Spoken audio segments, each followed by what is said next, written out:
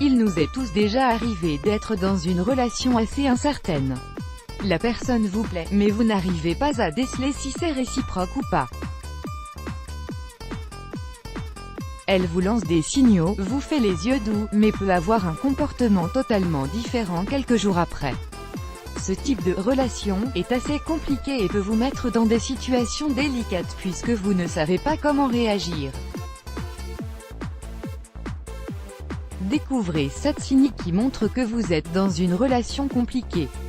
Vous ne pouvez détacher votre regard de lui. Le comportement le plus logique serait d'agir le plus naturellement possible.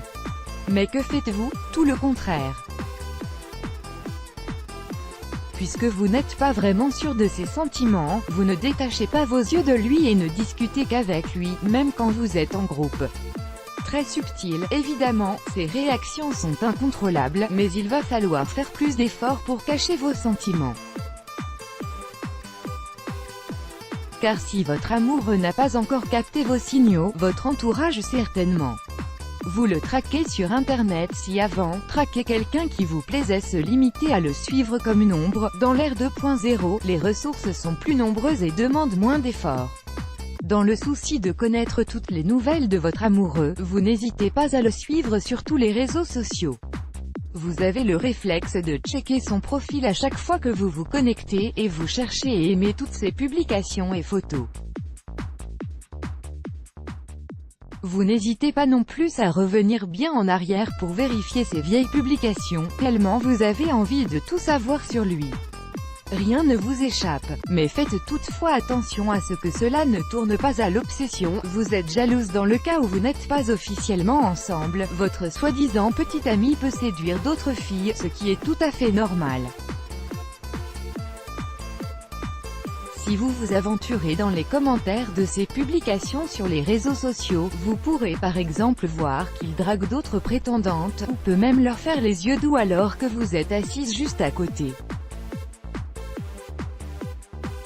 Cela vous met naturellement hors de vous, mais vous ne pouvez pas extérioriser ou réagir si vous acceptez cette relation incertaine depuis un moment.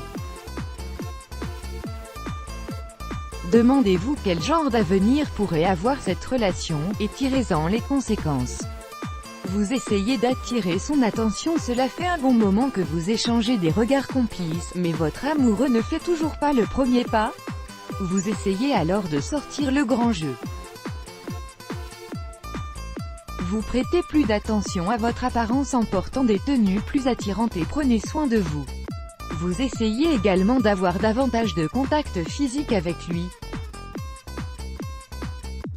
Vous lui faites la bise à chaque fois que vous le voyez, lui touchez le bras en pleine conversation ou effleurez sa main, accidentellement.